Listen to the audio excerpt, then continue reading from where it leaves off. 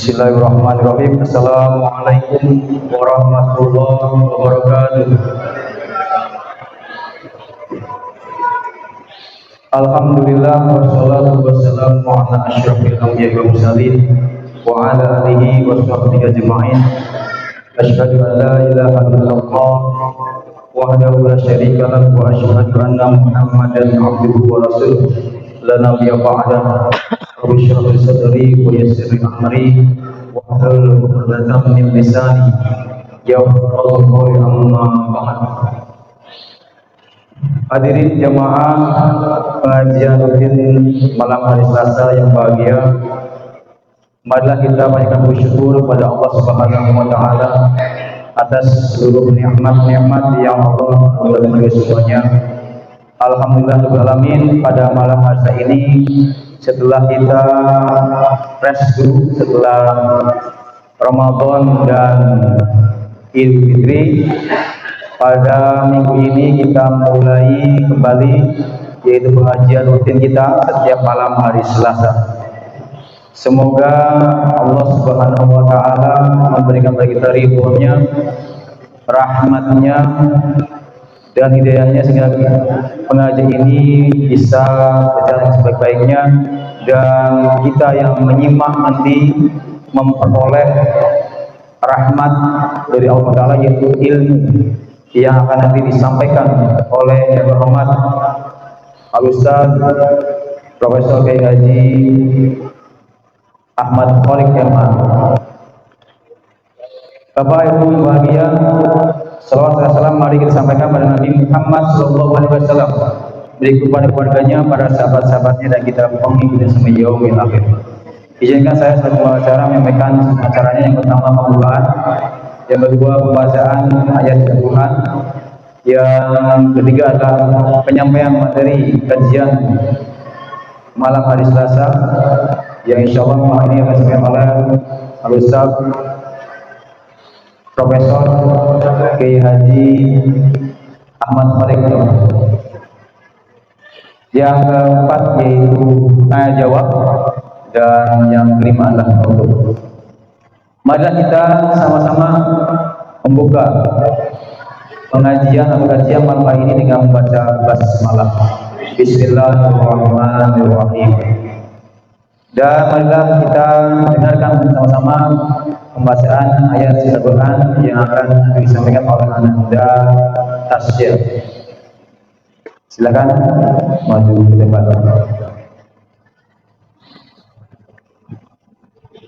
Ini aja.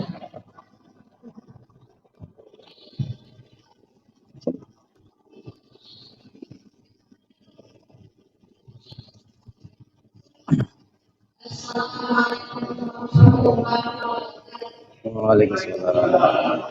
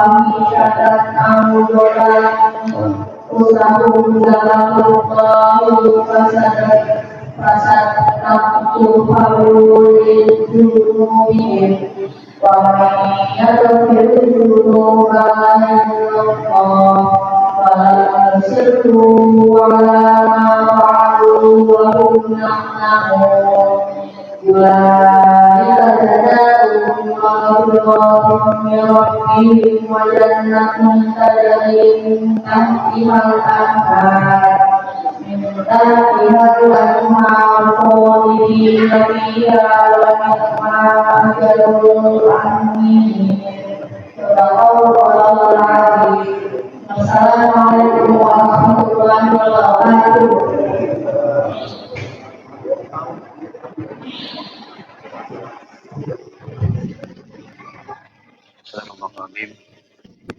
Semoga dia memberikan baiklah, hari ini bahagia kita dengarkan bersama-sama kajian malam hari Selasa, kajian Islam yang malam hari ini akan disampaikan oleh Ustaz Profesor Dr. Haji Ahmad Oleh Kemang. Kepada beliau dipersilakan.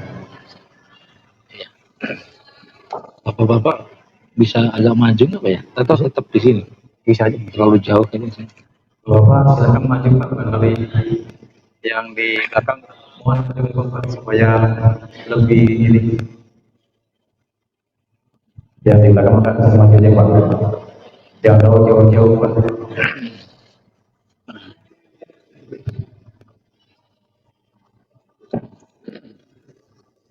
Bismillahirrahmanirrahim. Assalamualaikum warahmatullahi wabarakatuh. Waalaikumsalam warahmatullahi wabarakatuh. Alhamdulillah alladzi khalaqal mauta wal hayata liyabluwakum ayyukum ahsanu amala. Asyhadu an la ilaha illallah wa asyhadu anna Muhammadan abduhu wa rasuluh la nabiyya ba'dahu.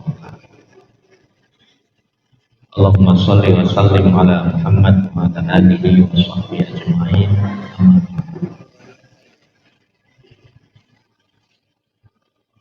Wa qala Allah ta'ala fil Qur'anil Karim, a'udzu billahi minasy syaithanir rajim. Bismillahirrahmanirrahim. Ya ayyuhalladzina amanu la ta'kulu amwalakum bainakum bil batil illa an takuna tijaratan an taradin minkum wa la taqtulu anfusakum innallaha kana bikum rahima. Shadaqallah.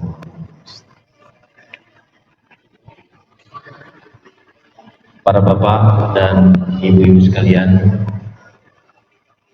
wabil khusus pada pengurus TKM yang dirahmati Allah, alhamdulillah pada malam hari ini kita masih diberi energi oleh Allah untuk bisa hadir di masjid ini dalam rangka silaturahim, sekaligus kita mengkaji tema-tema keagamaan yang insya Allah mudah-mudahan dengan kajian ini akan semakin meningkatkan kualitas wawasan kita tentang beragama dan mendewasakan kita dalam beragama. Oleh DKM saya diminta menyiapkan satu tema tentang manajemen ya. Manajemen ekonomi keluarga ya. Tema ini sangat rumit, sangat sulit untuk dibahas. Tapi kita coba ya. Saya mengawali dari satu statement dalam agama kita. Al-haq bila nizam yughlibul batil bin nizam. Sebuah gagasan baik yang tidak dimanage secara profesional akan dikalahkan oleh gagasan jelek tapi dimanage secara profesional. Jadi walaupun kita punya gagasan-gagasan ideal, gagasan-gagasan baik, tapi kalau tidak terorganisir dengan baik akan dikalahkan oleh gagasan buruk tapi rapih organisasinya. Maknanya apa Bapak?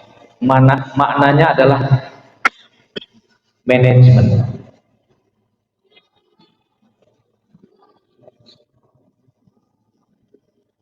Ibu-ibu bisa memperhatikan. Bapak-bapak tidak ngobrol dulu boleh Pak? Biar saya nggak mubazir datang ke sini. Boleh ngadap ke sini Pak? Ini penting ya. Jadi Rasulullah Shallallahu Alaihi Wasallam itu manajer terbaik. Rasulullah Shallallahu Alaihi Wasallam itu adalah leader terbaik. Jadi ketika kita ingin mengacu bagaimana memanage kehidupan, ekonomi, sosial, masyarakat, dan segala hal yang terkait dengan kehidupan masyarakat, maka potret yang harus menjadi model adalah Nabi Muhammad SAW. Kenapa?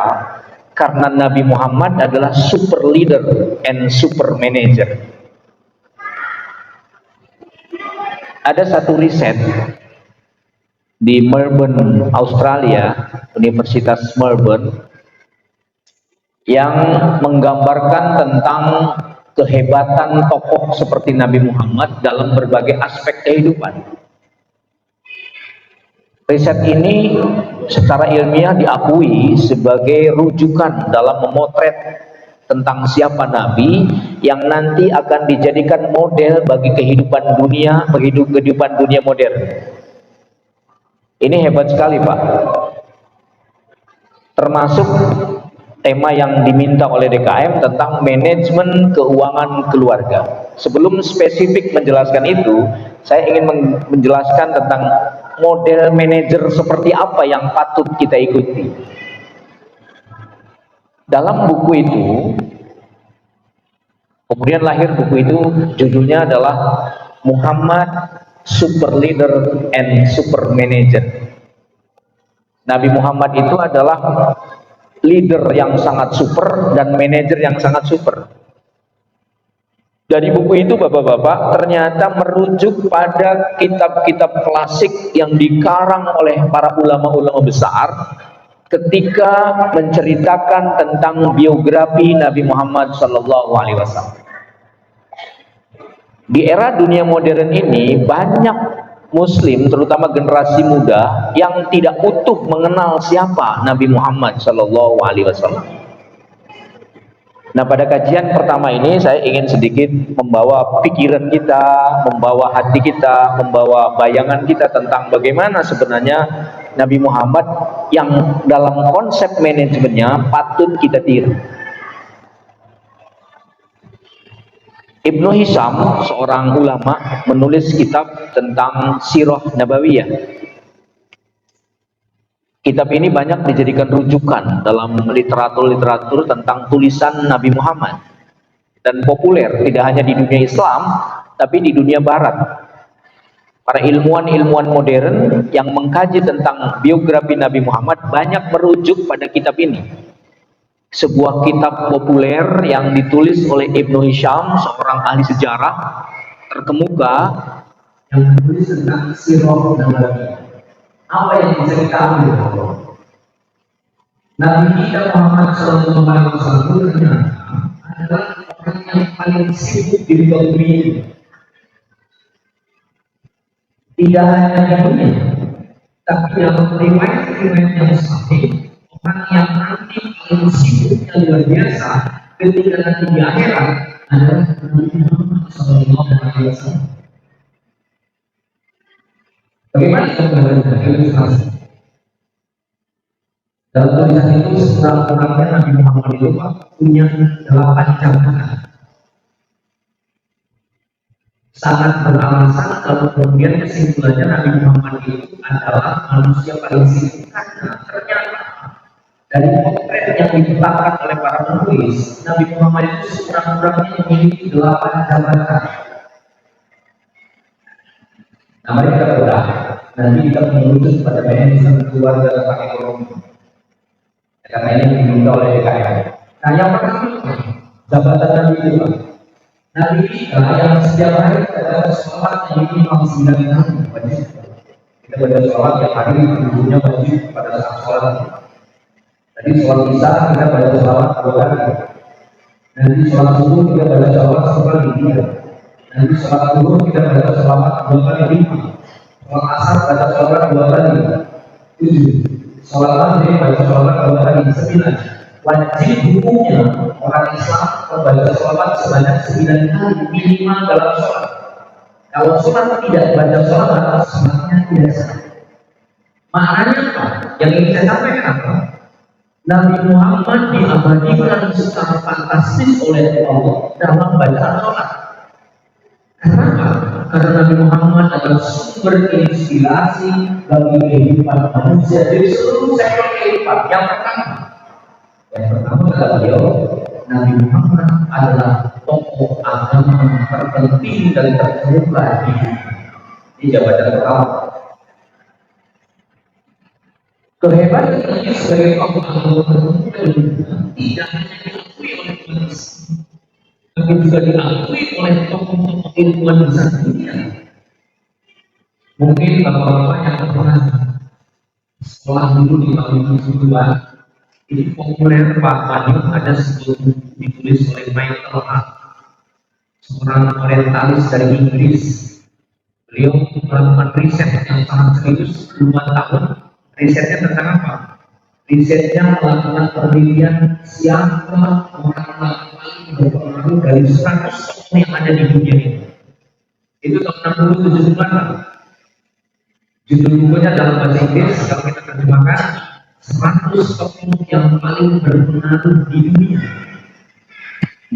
Dari 100 itu apa yang hebat? Nomor 1-nya Michael Hart, seorang orientalis Inggris ilmuwan tertentu dari zaman itu, menempatkan Nabi Muhammad SAW sebagai tokoh pertama yang paling berpengaruh dari seluruh tokoh 100 yang ada di dunia.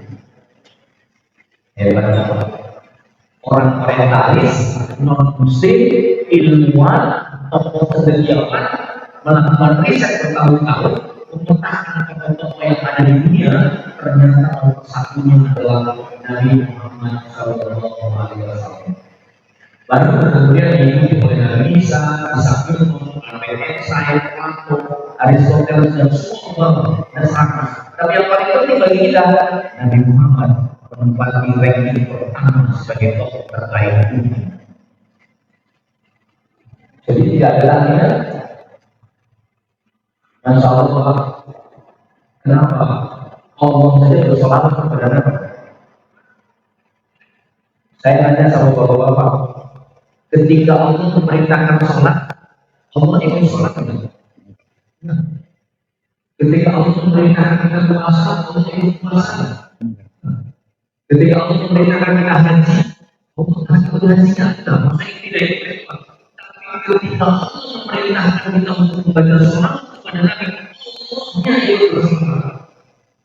Baca surat Al-Ahzab. Inna Allaha wa malaikatahu yusholluna 'alan nabi ya ayyuhalladzina amanu shallu 'alaihi wa sallimu taslima. Luar biasa.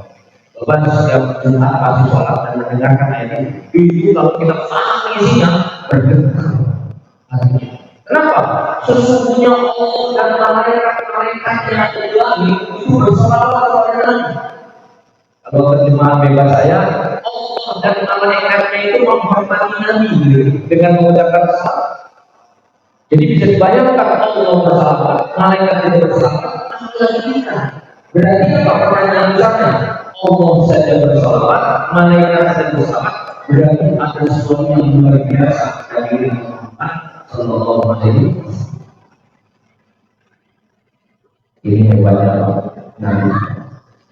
Maka kita penasaran untuk meniru manajemen seperti apa yang beliau. Yang kedua, beliau tokoh agama dunia. Yang kedua, Nabi Muhammad itu profesinya sebagai guru terbaik.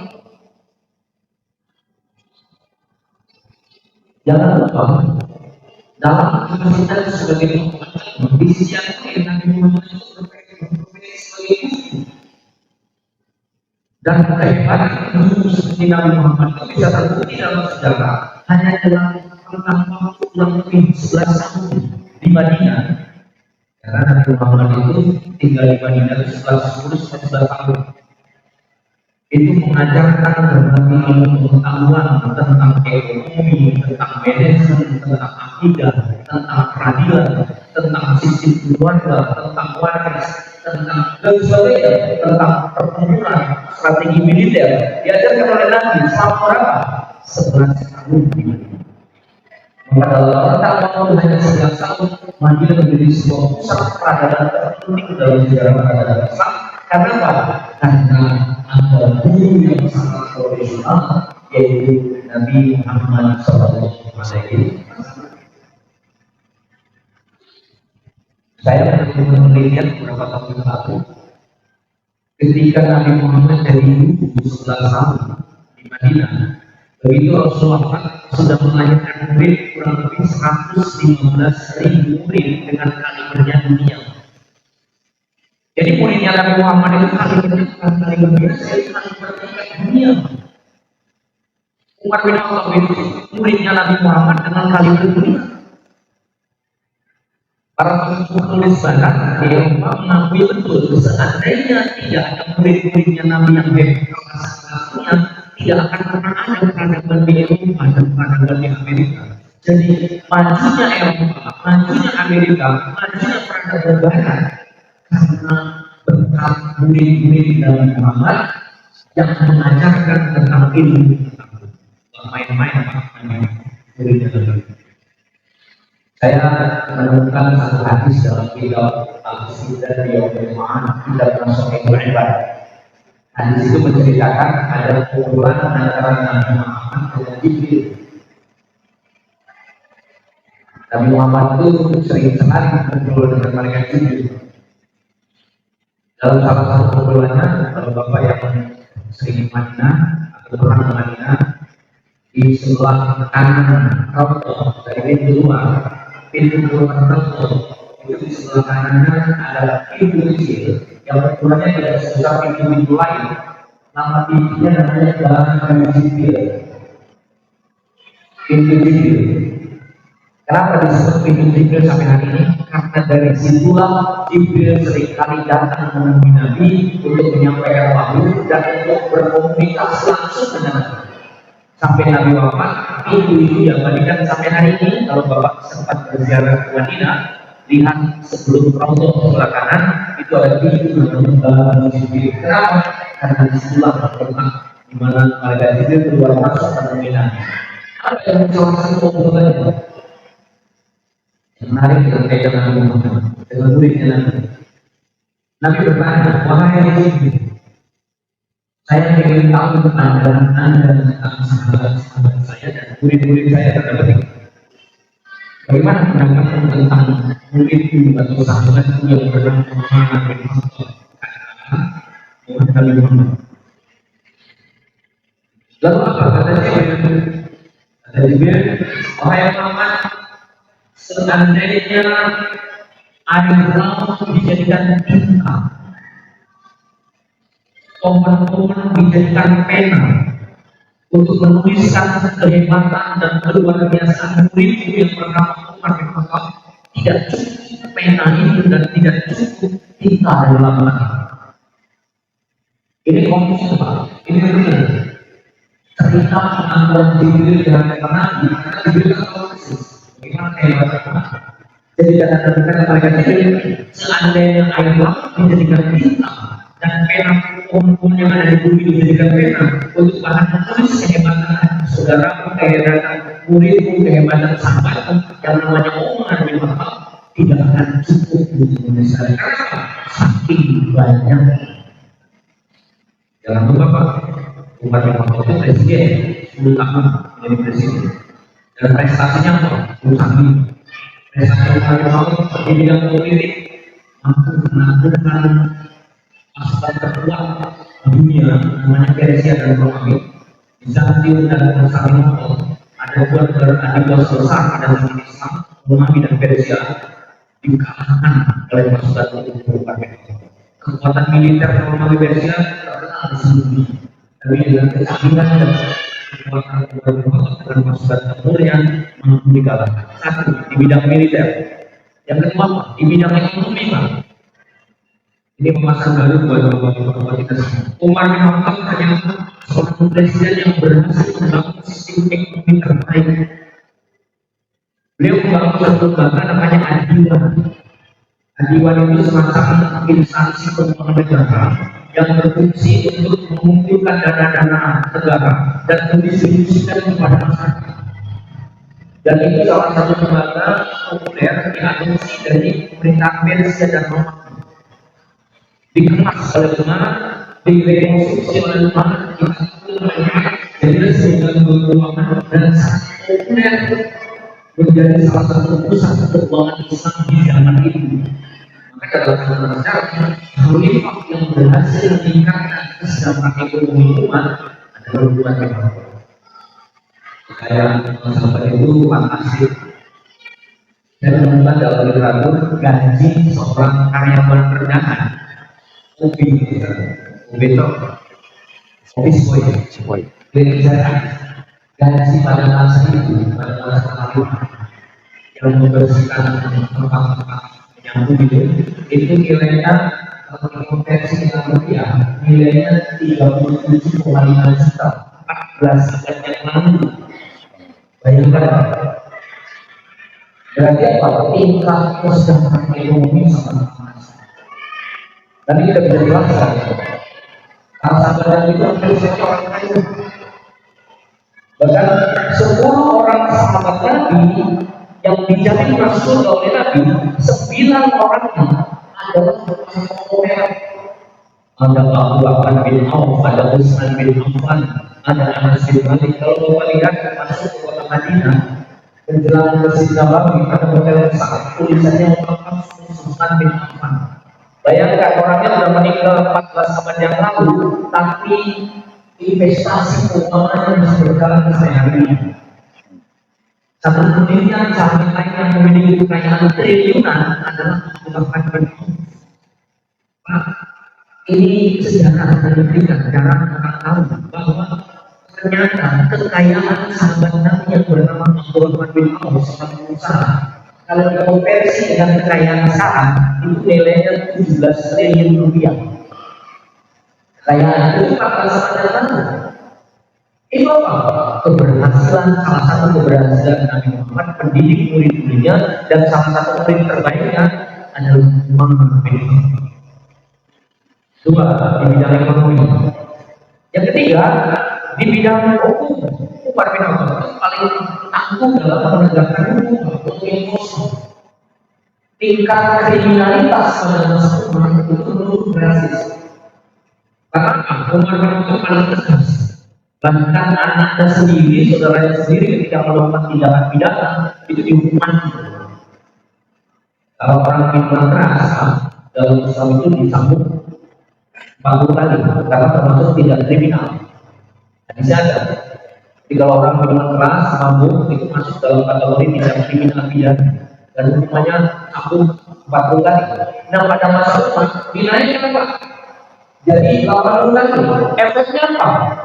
Tingkat cegah kejahatan dilakukan menurun. Artinya kriminalitas menurun karena orang tidak ada yang berani. Itulah Umar bin Khattab 10 tahun menjadi negara muridnya Nabi Muhammad. Kenapa malaikat Jibril mengakui bahwa seandainya laut dijadikan tinta, pohon dijadikan pen untuk menuliskan buku bela kami tidak cukup, karena memang terbukti dalam sejarah. Apalagi tadi bidang politik, bidang ekonomi, ya bidang penegakan hukum. Tapi apa yang hebat? Orang yang sangat tegas meminta mampu mensejahterakan ekonomi dan mampu menegakkan hukum yang luar biasa. Tapi kalau urusan sholat, urusan ngaji, jangan tidak meneteskan air mata. Jadi Umar bin Khattab itu walaupun tegas tapi hatinya lembut. Kalau ada bacaan Tuhan dibacakan pada saat sholat selalu meneteskan air mata. Kesalehan seorang Umar bin Khattab terletak pada kesungguhannya memahami ayat-ayat. Hebatnya Tuhan. Makanya kata Jibril luar biasa. Tapi kita tidak akan bisa menjelaskan ini karena panjang. Ya. Salah satu contoh muridnya Nabi Muhammad itu luar biasa. Artinya apa? Nabi kita adalah seorang guru yang profesional. Kedua, yang ketiga, jabatan Nabi karena dia super manager juga. Jabatan Nabi yang jarang dikaji dalam kajian-kajian Nabi Salih. Nabi Muhammad itu ternyata seorang entrepreneur. Apa entrepreneur Pak? Usaha. Umur 13 tahun Nabi Muhammad sudah terjun dunia bisnis Pak. Umur 17 tahun Nabi Muhammad sudah menjadi pengekspor dagang dari kawasan Mekah menuju Syam. Bapak Ibu harus tahu bahwa cara dari sampai itu Palestina dan beberapa negara lain itu jaraknya 1000 km dari Mekah. Nabi Muhammad itu bisnisnya melintasi perjalanan 1000 km tanpa pesawat, tanpa kereta api, tanpa mobil, tanpa bus, tanpa HP, tanpa ATM. Karena belum ada waktu itu. Berarti apa? Kekuatan fisik dan kekuatan mental yang sangat tinggi. Karena itu kan kalau berjalan dengan 1000 km itu tingkat kriminalitas di dalam pasti. Dan kita tahu dalam sejarah banyak kriminalitas. Nabi Muhammad sudah ini. Gak main-main Pak.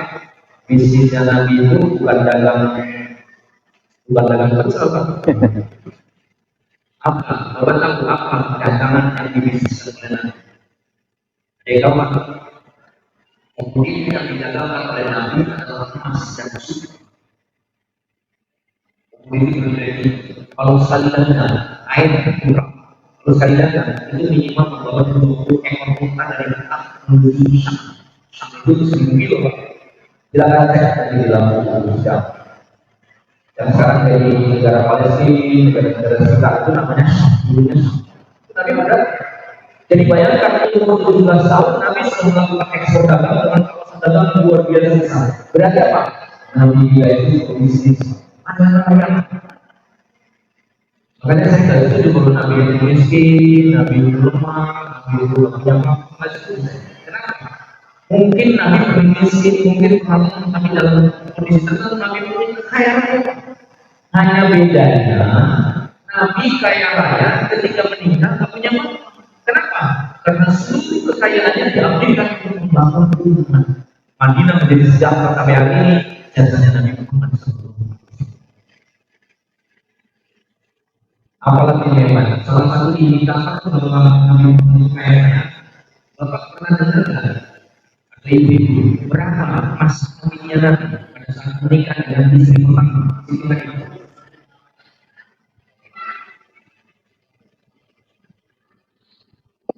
Siti Khadijah itu Pak adalah seorang perempuan yang terkaya.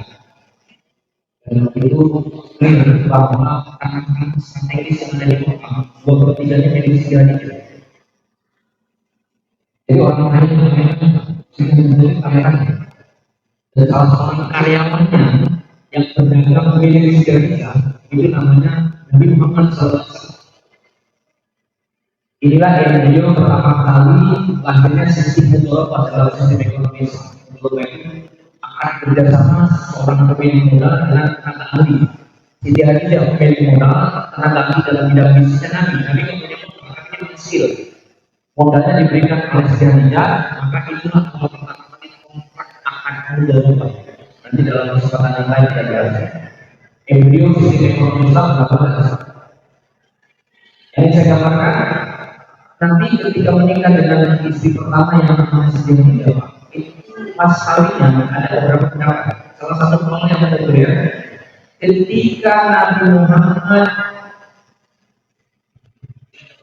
memberikan mas kawin kepada Siti Khadijah, itu angkanya 20 rupiah emas. Kalau dalam bahasa Arab, 1 rupiah itu sama dengan 1 ton emas. Jadi kalau 20 rupiah berapa ton? 1 rupiah sama dengan 1 ton. Kalau 20 rupiah berapa ton? 20 ton ya, 20 ton itu berapa kilo? Berapa kilo Pak? Nabi Muhammad di usia 25 tahun Pak, masih remaja, masih muda. Mas kawinnya mau kawin 2 kilo emas.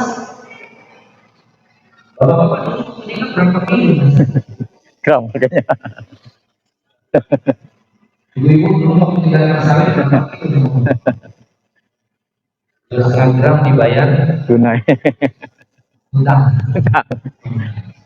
Ini real sedangkan kita bangun dulu punya Nabi yang hebat. Ditambah 100 ekor unta pilihan.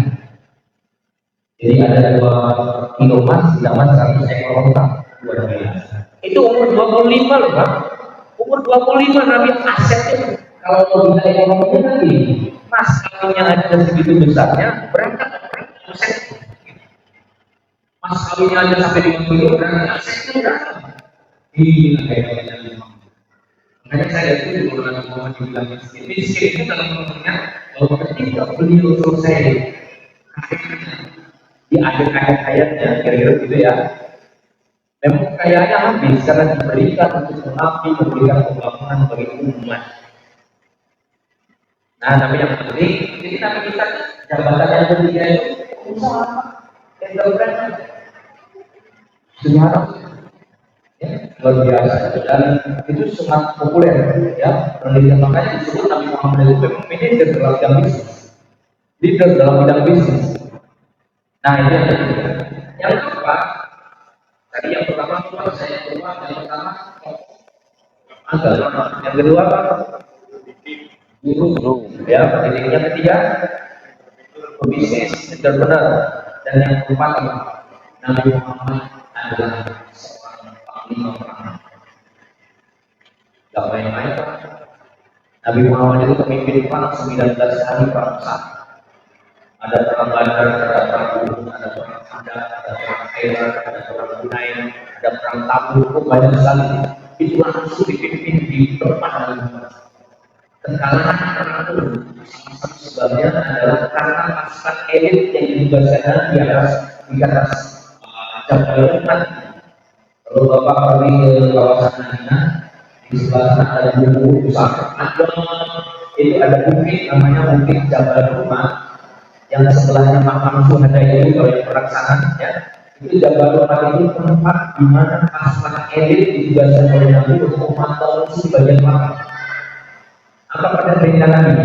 Jangan ada yang turun sebelum ada komando dari saya. Kalau kalian turun dari Jabal Uhud sebelum ada komando dari saya, akan jadi malam-malam. Perang pun terjadi. Di bawah bukit itu perang terjadi dan terlihat orang-orang Muslim mengalami kemenangan. Orang kafir banyak yang jatuh, banyak yang terbunuh. Orang sana kelihatan banyak sekali. Terlihat dari atas pasukan elit yang ditugaskan oleh Nabi. Termudah, pasukan yang di atas itu termudah. Kalau itu perangan sudah menang nih, dia untuk mengambil barang rampasan perang. Turun dari atas bukit rumah dan sampai ke bawah apa yang terjadi. Begitu pasukan elit yang mampu dari belakang itu tidak ada yang masih dari arah belakang pasukan yang bagus menyerang Nabi Muhammad, dan disitulah kekalahan Nabi karena salah satunya faktornya pasukan pemenang tidak taat kepada strategi militer yang disampaikan. Jadi Nabi kita itu ahli perang, ahli perang. Tapi perangnya menjadikan perang sekarang asal perang Nabi Muhammad tidak sudah datang. Maka dalam sejarah kalau di Prancis ada Napoleon Bonaparte yang habis ekspedisi militer, itu Nabi Muhammad lebih berperang. Napoleon Bonaparte jauhnya adalah ekspedisi militer dan perang. Tapi Nabi kita tidak hanya ekspedisi militer dan perang, tapi juga seorang guru, seorang yang terkenal, seorang pembantu. Makanya kalau kita diwajibkan kepada sholat, setiap sholat ada 5 bacaan yang wajib dibaca dalam sholat. Kalau Bapak tidak baca 5 bacaan ini, sholatnya tidak sah. Yang wajib apa? Yang pertama, takbiratul ihram, itu wajib. Jadi kalau sholat tidak baca takbiratul ihram, tidak sah. Yang kedua, Fatihah. Kalau tidak sunnah, Fatihah wajib. Kalau baca surat sunnah, ya, tidak wajib. Yang ketiga yang wajib dibaca itu adalah membaca syahadat. Bapak kalau sholat ibadah tahiyat baca syahadat, asyhadu an la ilaha illallah wa asyhadu anna muhammadan abduhu wa rasuluh, itu wajib, Pak. 3. Yang keempat, yang wajib dibaca itu adalah bersolat. Setiap tahiyat kamu tahiyat pasti baca syahadat. Akhirnya kalau 5 bacaan ini tidak dibaca dalam sholat, berarti Bapak sholatnya tidak sah. Yang kelima apa yang wajib dibaca adalah salam. Ya, assalamualaikum itu kan. Jadi saya ulang, pertama adalah takbiratul ihram, Allahu Akbar tadi. Yang kedua baca Al-Fatihah, yang ketiga syahadat, yang ketiga yang keempat salawat, dan yang kelima salam. Nah, Bapak Ibu, mengapa bacaan salawat itu diabadikan dalam sholat?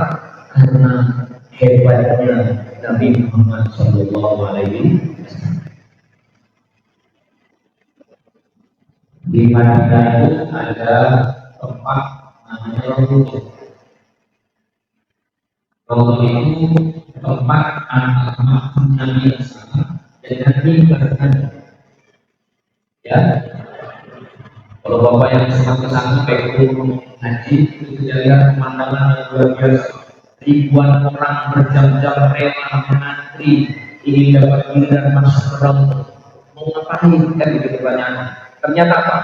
Rela mengantri ribuan orang berjam-jam ingin masuk, ingin menyampaikan rasa rindunya kepada manusia paling hebat di muka bumi dengan mengatakan Assalamualaikum ya Rasulullah, Assalamualaikum ya Habibullah, Assalamualaikum ya Nabiullah. Lalu kita disunahkan berdoa. Saya melihat Pak, banyak orang yang meneteskan air mata ketika masuk ke kawasan sambil ibadah sholawat, bahkan pada saat sholat berdoa banyak orang yang tak tahan dengan air mata karena aura di situ, aura yang mendamaikan batin seseorang. Madinah itu di kawasan Raudhah Makam Rasul itu luar biasa. Suasana kedalaman, hati yang lapar, hati yang gelisah, hati yang depresi, datang ke tempat itu tiba-tiba auranya menenangkan dan menenangkan jiwa kita. Maka dalam agama sebenarnya Nabi Muhammad itu tidak meninggal. Apa dalilnya? Surat Al-Baqarah bunyinya ini. Wala ta'lamu man yaqtalu fi sabilillah amwat al-ahya. Jangan kamu mengira orang-orang yang mati di jalan Allah itu mati, balahnya mereka hidup, walakin la tashurun, tapi kamu tidak tahu. Nabi Muhammad itu matinya dalam fisabilillah, jadi tidak mati. Ada, makanya dalam satu riwayat ketika kita mengucapkan Assalamualaikum ya Rasulullah, itu Rasulullah menyambung dengan salam kita. Tapi kita tidak tahu, ya. Aura di Raudhah di Nabawi itu untuk membuat ketenangan. Makanya sering saya sampaikan di beberapa video saya di channel YouTube, saya bilang Madinah itu menjanjikan kedamaian dan ketenangan. Madinah tidak hanya sebagai pusat spiritual terbaik di dunia, tetapi menjadi terapi bagi hati yang galau, hati yang sedih, hati yang pahit dalam kehidupan. Datanglah ke Madinah, bacalah sholawat, bacalah zikir di depan Rasulullah. Di situ ada kedamaian, ada ketenangan, dan ada ketenangan. Kembali kepada dakwah. Jadi Nabi Muhammad itu paling Pak, sampai jam berapa ya? Bisa 9. Ya? 9. Sampai jam 9. 9. Jauh. Kita ya. Yang berapa lagi banyak? 4. Kan ada 8. Yang kelima, Nabi Muhammad itu seorang hakim terbaik di dunia. Jadi bayangkan kalau pertama saya guru, pengusaha, kemudian juga jadi pemimpin, juga sebagai hakim, mana dapat yang selengkap itu jabatannya? Makanya bangsa kita punya Nabi Muhammad Sallallahu Alaihi Wasallam, tidak hanya bangsa, tapi haru dan syahdu kalau menyebutkan nama. Hakim terbaik. Kalau teman-teman yang muda kan di sini yang suka buka website, mungkin bapak-bapak yang buka internet, coba dibuka ya pada alamat website namanya www.supremcourt.com. Itu adalah alamat Mahkamah Agung Amerika. www.supremcourt.com. Apa yang ingin saya sampaikan? Jadi di Mahkamah Agung Amerika itu ada dokumen di Amerika, ya Supreme Court.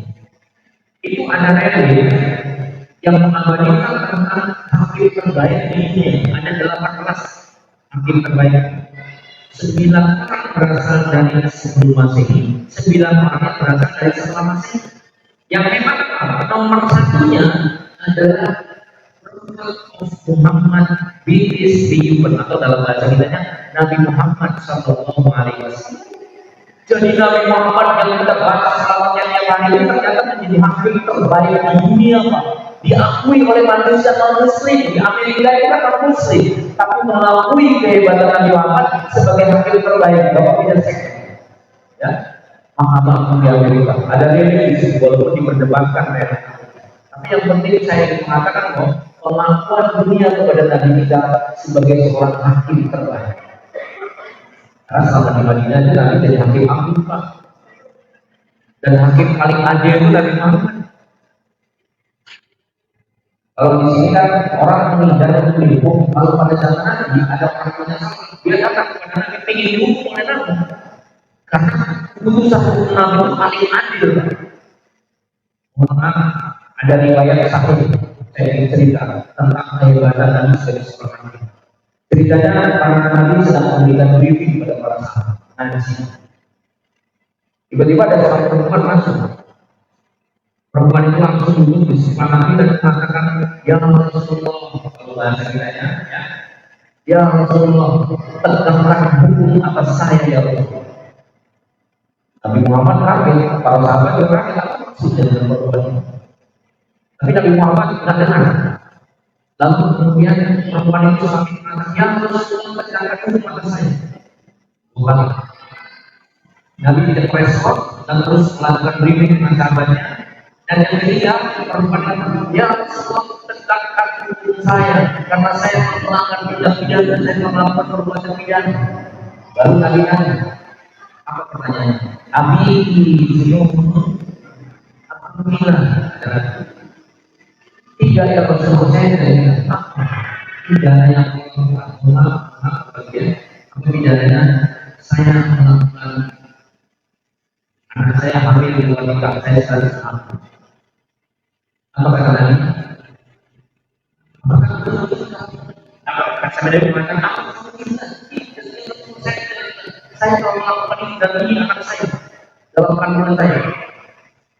Sampai pertanyaan Nabi, apakah melakukan sesuatu seperti orang yang memasukkan timba ke dalam sumur? Bapak paham ya?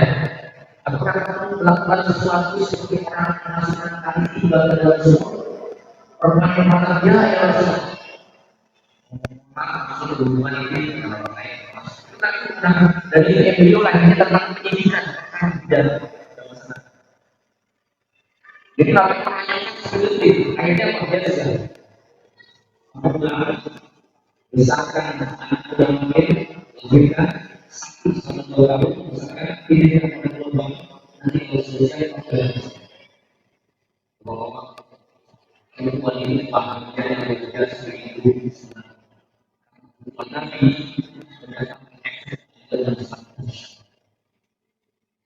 singkat cerita, perempuan itu menyambi dan pulang dan Nabi menyiapkan hukumnya. Lalu tikungan perempuan yang menikah ambil itu hukumnya dilakukan. Singkat cerita sampai menit Nabi kemudian mengatakan disolatkan. Bukan menolak protes. Ya Rasulullah, bagaimana mungkin kau akan menyolatkan seorang perempuan yang kotor ini melakukan tindak pidana yang kotor ini? Tidak mungkin kami menyolatkan wanita yang zina ini. Apa kata Rasulullah? Kata wahai umat Allah, seandainya pahala perempuan yang berzina ini yang bertobat dan sekarang hidup mati dibagikan kepada 70 orang sampai di Madinah, tidak akan tetap berlebihan dari mana. Seandainya perempuan yang mati ini akan dihukum oleh Allah, pahalanya kebaikan yang dibagikan kepada 70 orang sampai di Madinah berlebihan. Artinya apa? Betapa mulianya perempuan ini karena dilakukan tindak hukuman oleh Nabi Muhammad SAW. Singkat cerita, itulah Nabi yang saya katakan orang berlomba-lomba ingin dihukum oleh Nabi kalau memang betul sama. Kalau zaman sekarang ada orang pengen dihukum. Ya ambil pengacara yang profesional. Pengacaranya pakai cincin lagi. Ya kadang-kadang sampai membela-bela sudah sangat Nabi pada zaman dahulu tidak. Kenapa? Karena Nabi adalah seorang hakim terbaiknya yang keputusannya memberikan keadilan kepada banyak orang. Dan tidak ada kasus itu banyak kasus-kasus tentang keadilan dan keadilan. Kenapa? Nabi Muhammad hakim terbaik. Tidak jarang orang meneteskan air mata ketika membaca selawat karena ingat kehebatan orang-orang yang hatinya masih sehat kalau membaca selawat dalam keheningan dengan suasana yang baik, jiwa yang bersih, itu biasanya bertahan dengan meneteskan air mata. 2 minggu yang lalu saya baru pulang dari Mekah, bawa jamaah. Alhamdulillah Pak, 4 kali dalam setahun saya buat jamaah. Dan saya juga yang pengalaman spiritual yang luar biasa. Pada saat ketika pertama, saya punya jamaah dan keluarganya namanya Muhammad bin Abdul Aziz. Kalau di Indonesia namanya King Abdul Aziz, kalau di Madinah Muhammad bin Abdul Aziz, bandar internasional. Dan saya buat jamaah satu terus masuk ketika berangkat dari bandara menuju hotel Madinah, terlihat dari jarak jauh ada bayangan menara masjid Nabawi. Itu auranya sudah betul-betul nyaman kalau sudah masuk Madinah. Kotanya Nabi, kota suci. Makanya tahun 2022 PBB menyatakan kota terbersih di dunia adalah Madinah. Warisan. Lalu ketika saya sampaikan ibu-ibu, bapak-bapak, sama orang yang ada di sini, bahwa itu yang membangun masjid Nabi Muhammad SAW. Mari kita berikan salam kepada Nabi Muhammad SAW. Saya bacakan. Assalamualaikum ya Rasulullah. Assalamualaikum ya Habibullah. Assalamualaikum ya Nabi. Di sebelah ada yang menangis Pak, meneteskan air mata. Imannya berkembang, rindu kepada Nabi Muhammad SAW. Maka bapak-bapak, kalau pernah ada yang bermimpi ketemu dengan Nabi Muhammad, itu berarti Nabi kita. Karena Nabi Muhammad tidak bisa diserupai oleh siapapun, oleh setan. Maka banyak orang-orang sampai, terutama para sahabat, yang mimpi ketemu dengan Nabi, berarti itu Nabi Muhammad. Mudah-mudahan bapak-bapak diberi kesempatan untuk bisa bermimpi bertemu dengan Nabi Muhammad. Amin. Indah sekali.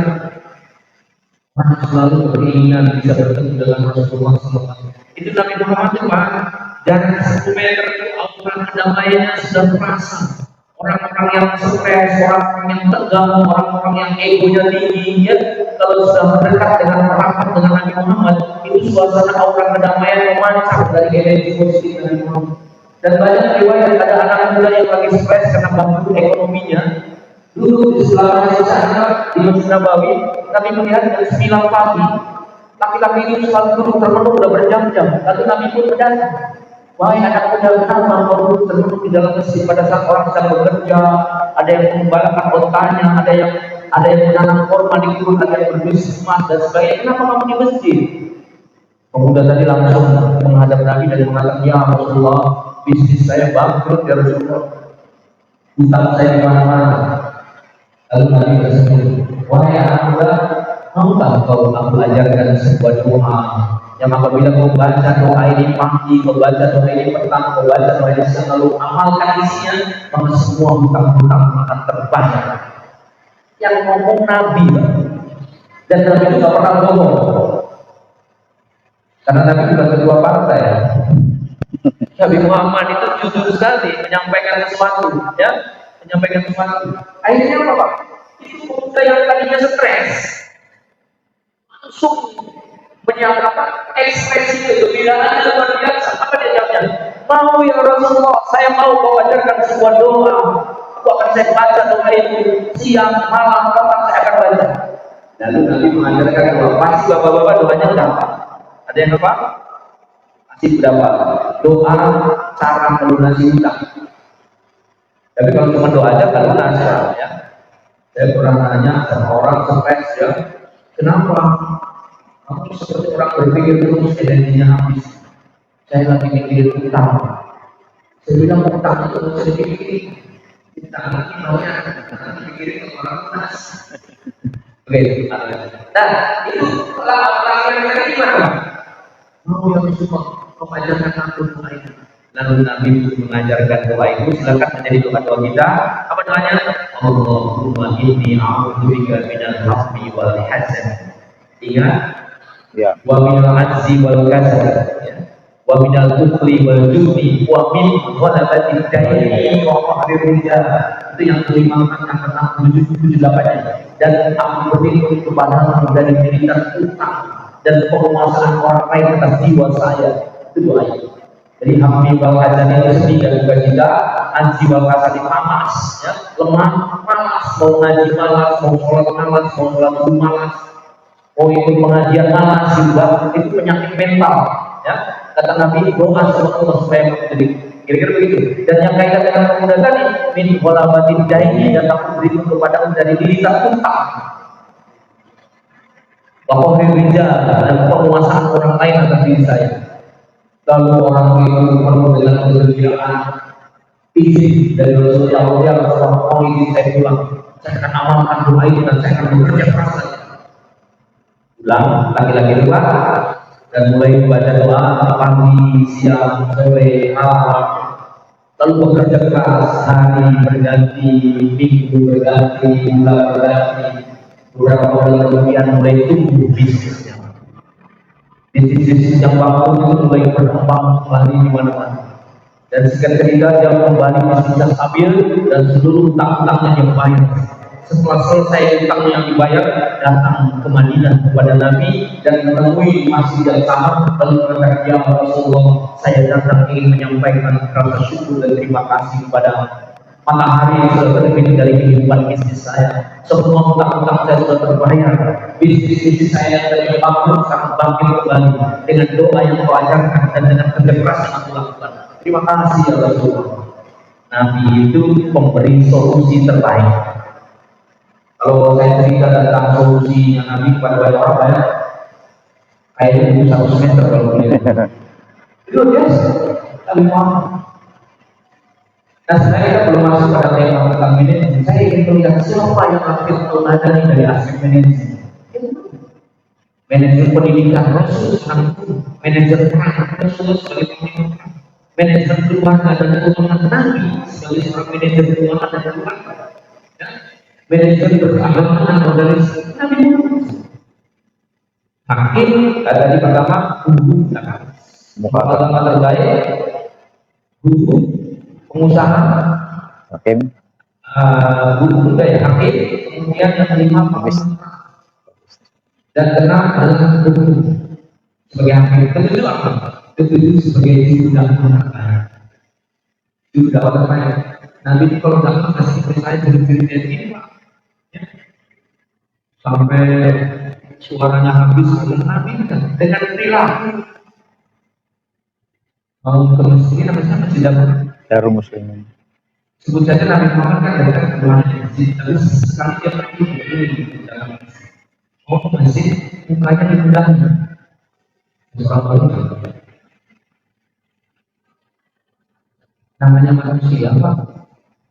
Mohon maaf kalau boleh saya tanya Pak, kalau lagi jalan ke masjid itu banyak yang mundahin Musik. Ini hebatnya emosinya dan sebut dengan dakwah. Tapi ada yang katakan dalam persoalan kemudian berangkat ke masjid. Besoknya dimulai sampai 3 hari bukan. Pas hari keempat yang ada pemuda yang biasa menggain bulan tanya kemana pemuda yang biasa menggain sambil jalan. Di mana bisa di kampung permainan? Di suara tarik apa yang hebat? Ini yang disebut dengan Nabi Muhammad begitu mendengar orang yang baru dari desa itu pulang mengambil kurma sama anggur sama roti. Gak bawa kuning kalau kuning di sini. Pergi, nengok orang sakit dan setiap hari menjadi kaya. Manusia yang mulia ini. Padahal dalam beberapa Nabi Muhammad itu kami perang dan pasukan untuk terbaik karena 2000 tahun masih mengendarai juga dalam sangat tinggi dan umat luar biasa. Jadi kalau sama preman yang kayak gitu dilakukan habis, tapi nanti tidak pernah lagi. Dia ingin tahu bagaimana cara Islam menghadapi orang yang seperti ini. Ditengok yang rumah itu orang muda itu lagi tertidur tertidur. Rupanya ada yang tidak bisa sama. Dia sudah tengokkan kepada ini saya ada guru pada guru. Mudah-mudahan penyakit ini sudah pulih dan sehat. Kemudian pilih saja. Yang terpikir dalam ayat dan Nabi Muhammad datang untuk membalas dendam karena dia tiap hari menunggangi. Tapi Muhammad datang ke membawa cinta, membawa kasih sayang. Kalau di kampung ini ada orang meninggali tapi yang meninggalnya sakit, kalau nengok berarti jelmaan Nabi Muhammad. Ada orang yang berani menengok orang meninggali tapi ini lah padahal Nabi kalau melakukan dia habis ini perang dilakukan tapi Nabi tidak. Nah, karena pemuda ini tidak bisa apapun, kalau memang sakit saya kondisi belum ada bahasa Indonesia Resima ya. Nggak bisa bicara. Kalau bahasa Jermannya sih kami tak dengar. Berarti kami tak dengar itu bahasa itu. Aku yang bisa bicara kalau saya benar. Ya udah permisi sampai dari keluar 10 meter dari rumahnya. Tiba-tiba pemuda yang sakit tadi yang tak bisa berdiri Pak.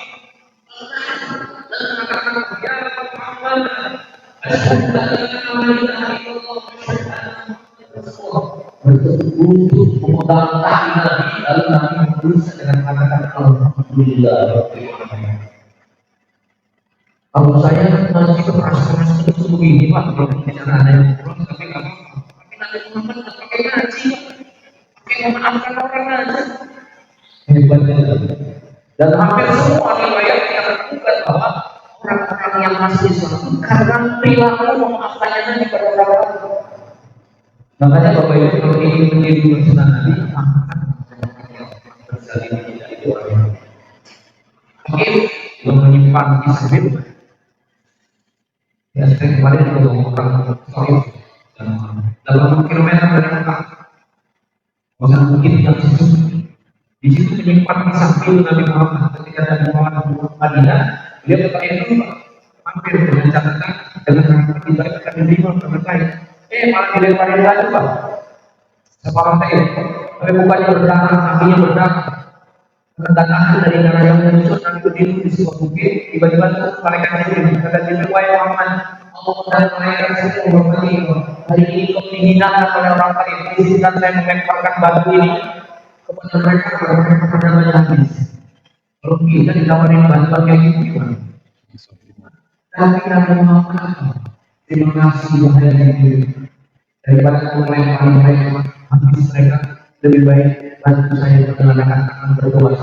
Apa namanya? Allahumma dini wa inna lillahi Allah tunjukkan kaum yang melempar mereka.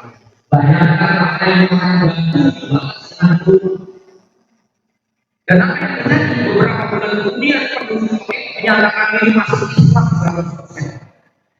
Bagaimana Nabi Muhammad di saran dari Jibril melempar mungkin habis tidak ada perasaan. Tapi Nabi Muhammad mutiara dakwahnya tidak ngomong kayak saya akan berbuat. Tapi dengan mereka 100% berubah masuk Islam. Makanya di akhir kita ada kota yang penduduknya 100% Muslim. Yang tidak boleh ada non-Muslim masuk di situ. Yang kedua adalah Madinah dan yang ketiga Fakir. Kalau di Jeddah, di Riyadh itu banyak kawasan-kawasan miskin. Nah itu Fakir. Ya. Nah, Nabi Muhammad juga dari wadah Subhanallah pada saat Nabi Muhammad haji terakhir dari Madinah membawa 10.000 pasukan terus bergabung kira-kira dengan orang Mekah yang menyatakan diri masuk Islam itu 124.000 jamaah. Saya tak berpikir Pak, Nabi Muhammad pidato di mana-mana tak pakai sound system karena nggak ada sound system Pak. Tapi 124.000 yang dihadapan Nabi itu suara Nabi bisa masuk ke pikiran hati mereka. Saya kalau mau pakai ini dan pakai mic, buru-buru mau bisa didengar Pak. Pakai mic juga kadang-kadang nggak bisa terdengar. Artinya itulah hebatnya Nabi Muhammad SAW. Suara yang lahir dari hati akan terus sampai kepada jemaah yang memiliki hati. Siapa yang menyampaikan? Jadi juga. Dan yang terakhir dalam gambaran apa? Ini dia Nabi Muhammad adalah keluarga terbaik, ini keluarga terbaik, ini sebuah terbaik keseluruhan. Ini baru masuk tema kita ke depan, belum apa-apa. Jadi kalau kita belajar manajemen, kita gimana? Ya, kalau belajar leadership, Nabi Muhammad di manajemen itu kan biasanya mengerjakan sesuatu yang baik. Kalau leadership, leader itu berarti mengerjakan sesuatu yang benar. Beda. Manajemen, manajer biasanya ya bagaimana menempatkan sesuatu dengan baik. Tapi kalau leader itu lebih tinggi, menempatkan sesuatu dengan benar. Dan Nabi Muhammad, kesimpulannya hari ini, mohon maaf belum sampai pada tema kita karena panjang lanjut. Ya, kalau dalam prologi skripsi mah ada mukadimah dulu ya. Mukadimah dulu baru ya nanti kita kajian banyak sekali ini. Kalau dalam mata kuliah ekonomi dalam riba ekonomi Islam itu 2 semester sudah saya ngajar itu riba ekonomi. Kalau di sini materi 2 semester cuma 1 jam dari mobil kayak nanti bisa resep. Tapi kalau ada manfaatnya apa? Tadi yang disampaikan. Alhamdulillah banyak sekali. Mudah-mudahan menjadi inspirasi awal bahwa kita perlu kembali kepada Nabi Muhammad Sallallahu Alaihi Wasallam. Jangan memandang Nabi Muhammad itu hanya di masjid, hanya di Nabi Muhammad dia seorang manajer, seorang bisnis, seorang hakim terbaik, dengan seorang guru banyak sekali. Ya, itulah Mas sebagai kajian kita pada malam ini masih ada waktu sampai jam 9, masih ada 15 menit. Barangkali ada yang ingin menambahkan. Ya, mungkin ini bukan lagi bahan sekalian, tetapi masih ada lagi. Terima kasih. Assalamualaikum warahmatullahi wabarakatuh. Alhamdulillah. Terima kasih kepada Pak Ustadz yang telah menyampaikan kajian malam ini. Untuk berikutnya adalah sesi tanya jawab. Ada yang sudah bertanya, Pak Imam, sudah duduk duluan. Selamat Imam. Maju Pak Imam, sini Pak Imam.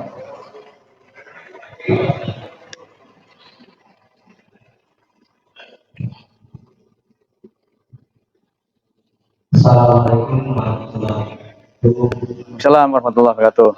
Profesor yang saya hormati dari pemahaman tadi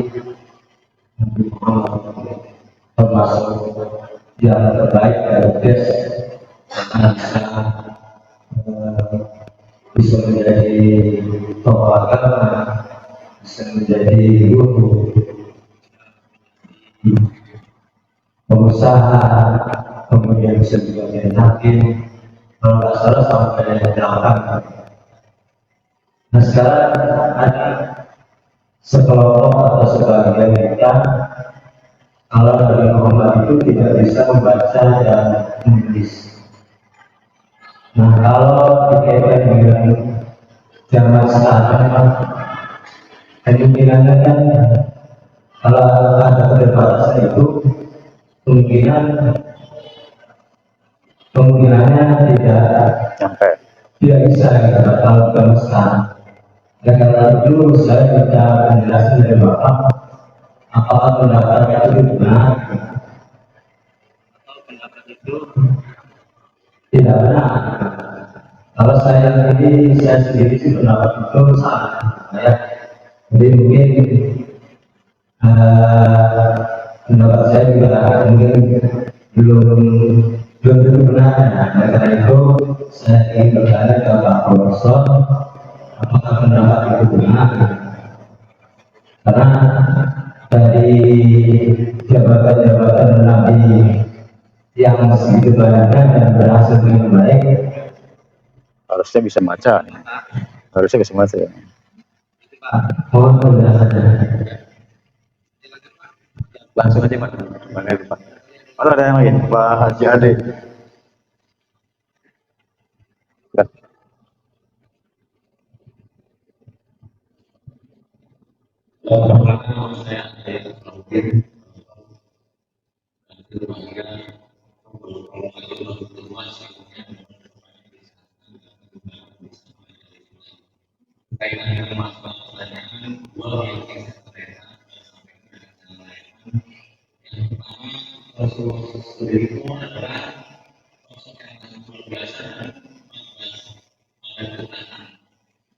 Turunan kesininya itu ada berbagai macam aliran, versi dan sebagainya, sampai berbagai macam pemahaman dari contoh saja misalnya berkaitan dengan musik biasanya kan musik dari yang sebenarnya saya suka musik dari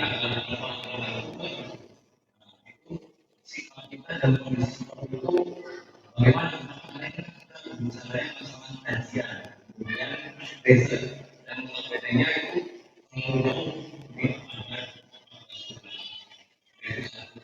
berkaitan dengan bisnis dari sekian banyak masalah itu 9 orang di Rasulullah Barat. Bagaimana pandangan profesor ini berkaitan dengan sekiranya masjid ini dijadikan salah satunya adalah bidang independen dan bisnis. Ada informasi bahwa masjid itu yang bagaimana bisnis dari semua dan sebagainya. Seperti tadi, selalu berkaitan ini tidak menggunakan masjid, tapi menggunakan masjid ini bagaimana? Terima kasih banyak. Assalamualaikum. Mau ibu-ibu? Cukup. Silakan Pak. Ada. Bapak Bayu. Ma, Bapak Bayu. Ya, Bayu. Wah, Bapak perlu menaruh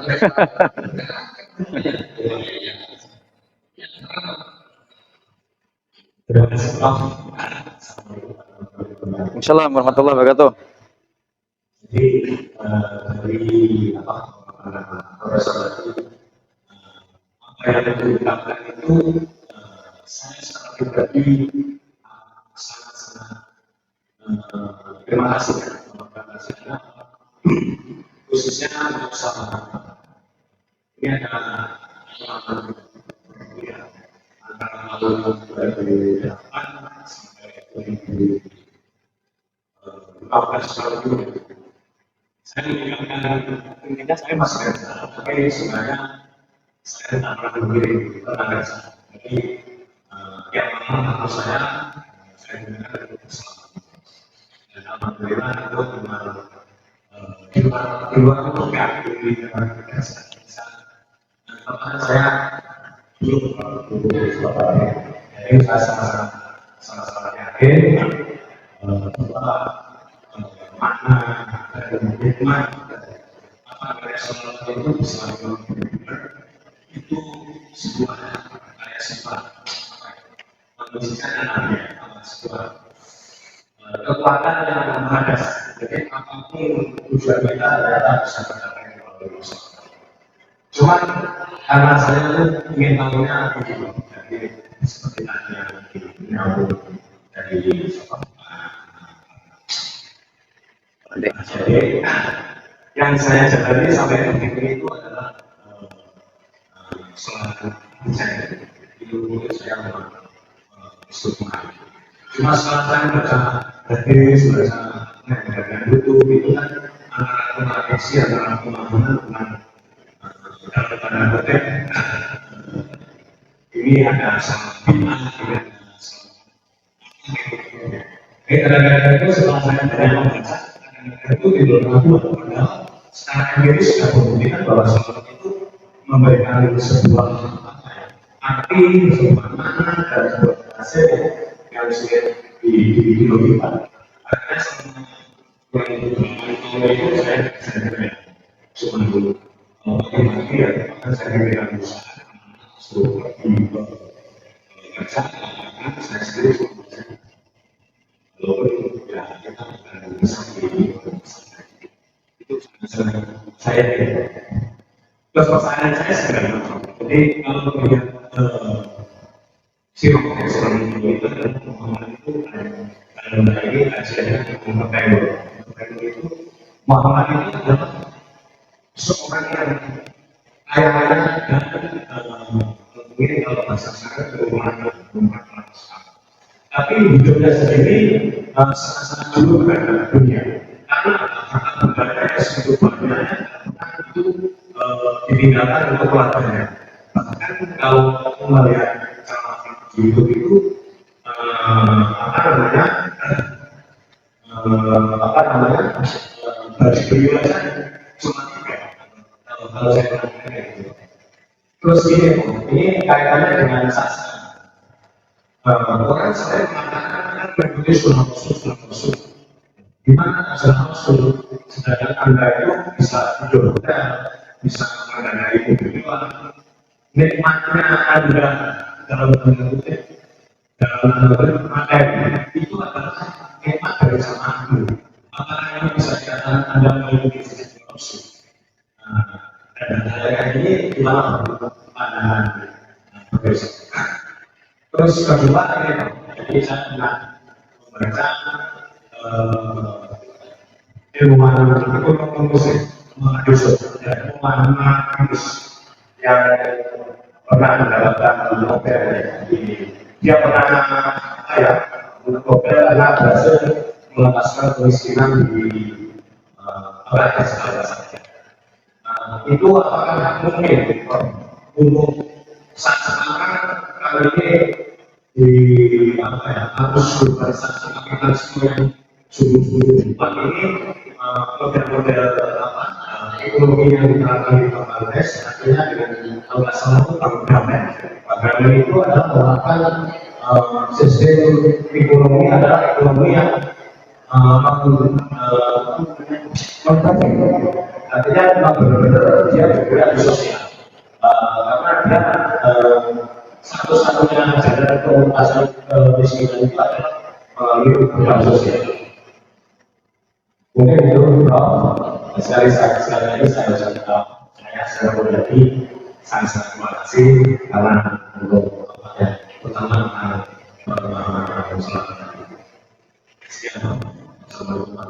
Assalamualaikum warahmatullahi wabarakatuh. Banyak. Imam Topik.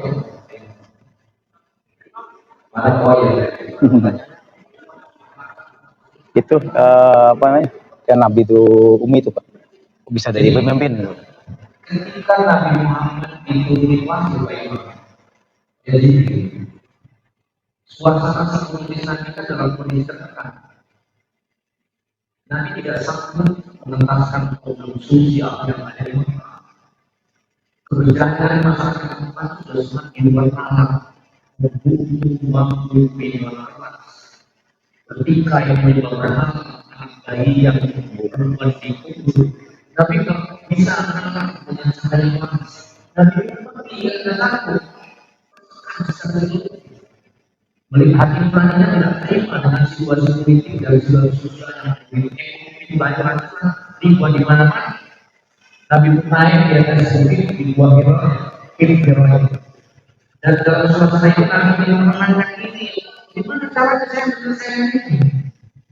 Kira-kira hari yang untuk mendengar apa yang menjadi harapan turunlah Jibril. Pertama kali bertemu dengan Jibril. Apa kata Jibril? Muhammad, ini persediaannya di Pak.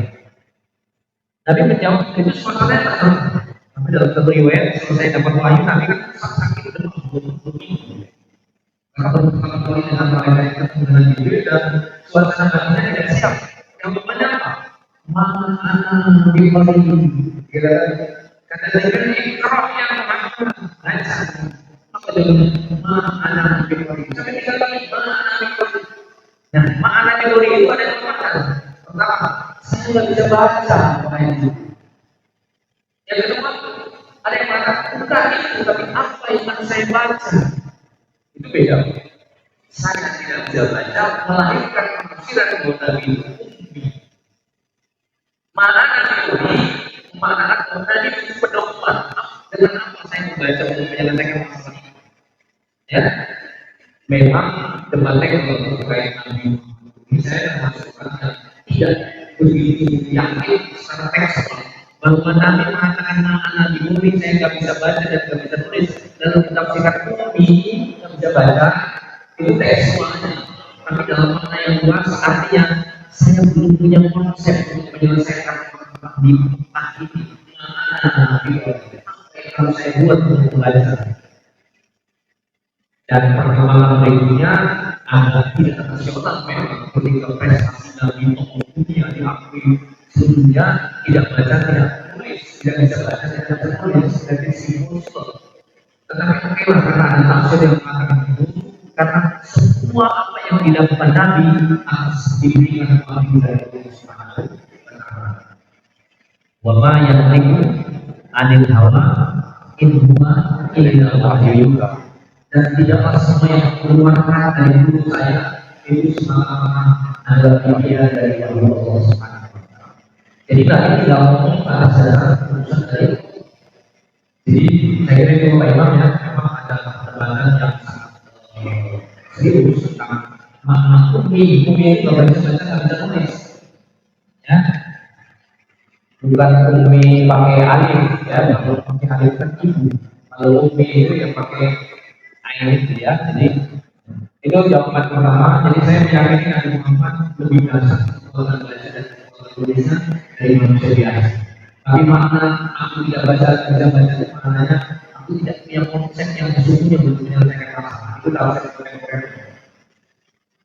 Tentang ada untuk anak-anak sakit dan berbeda. Sampai saya lupa pertanyaan kali itu ya. Yang masjid. Ya. Dari pertanyaan kedua, masjid pada masa Nabi dan pada perkembangan peradaban Islam tidak ada sebagai pusat ibadah. Bapak cek di Jogokarian, mungkin sekali-kali Ya, udah ya, apa yang tidak terjadi di dalamnya. Jadi masjid itu pusat ibadah, pusat informasi, pusat pembelajaran perusahaan, berusaha bisnis, pusat pengajaran strategi perang. Nabi Muhammad ketika mau perang itu kemudian di situ untuk mengatur strategi perang, kamu sini, kamu begini. Ketika pemberdayaan ekonomi juga strategi mengajarkan tentang ekonomi Islam, amalan di masjid. Ya. Dan masjid pada saat orang-orang peradaban Islam menjadi pusat informasi. Makanya saya kepikir peradaban dunia itu diamati dari masjid. Kuba kira-kira 15 menit dari Masjid Nabawi, bisa jalan kaki sekarang Pak dari Kuba itu, dari pintu 339 lurus kanan kirinya seperti bolongan itu ada taruna itu bisa jalan kaki di Kuba. Pertama kali yang dibangun oleh Nabi adalah masjid. Maknanya apa? Peradaban awal dari masjid. Maka saya senang banget teman-teman kita datang ke sini bulan puasa ya. Di sini memang bagus. Jadi kita bisa sebagai pusat informasi, pusat ilmu utama, pusat kajian Islam dan pusat ibadah pasti, ya. Jadi saya kira betul Pak, boleh dilakukan, tapi jangan tinggal kesini. Boleh, karena pikiran-pikiran bisnis itu ditahan. Seperti kita sekarang pikiran bisnis nanti. Di depan kita akan coba mengaji ekonomi. Jadi pertanyaan Bayu ya, pertanyaan yang luar biasa ya. Dan nanti kita masuk kajian Islam kita lebih banyak pada pusat ibadah, tapi jarang mengaji ekonomi Islam. Padahal ayat paling panjang di Quran itu bicaranya ekonomi. Silakan cek Al-Baqarah bahwa ayat yang paling panjang. Di sini bicara akuntansi, di sini bicara kesaksian, di sini bicara komputer, di sini bicara SMP, di sini bicara banyak sekali. Terus yang pertama berarti sampai itu kepentingan usaha ekonomi. Yang kedua tadi 10 orang yang masuk dari jalan mereka 9 orangnya pelaku bisnis. Pelaku bisnis berarti. Nabi Muhammad sebelum beliau jadi nabi karir awalnya apa? Bisnis. Jadi sebenarnya Islam itu memberikan bagaimana bisnis itu. Kenapa tadi Mekah dan Madinah itu disebabkan semua mal-mal yang di atas aku mengenalkan kita masuk itu di bawahnya kan bonus kok. Itu terjadi sejak zaman peradaban Nabi pada saat itu di mana dikatakan sebagai bisnis. Banyak sekali cepat.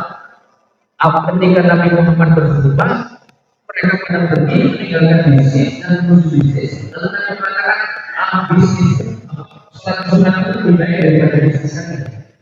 Maka ini saudara informasi dulu sholat sunat itu dilakukan sholat dulu. Nabi berubah, orang pada berubah. Tapi sisi sih, maka pun Nabi Muhammad menjadi khutbah dulu baru Jumat. Itu artinya harus pakai. Makanya saya kasih tahu kalau sholat Jumat dan khutbah itu harus pakai. Kalau orang hanya sholat Jumatnya saja datangnya dan tidak mengikuti khutbah, itu tidak sah sholatnya. Kan ketika ada kan selalu ada apa namanya?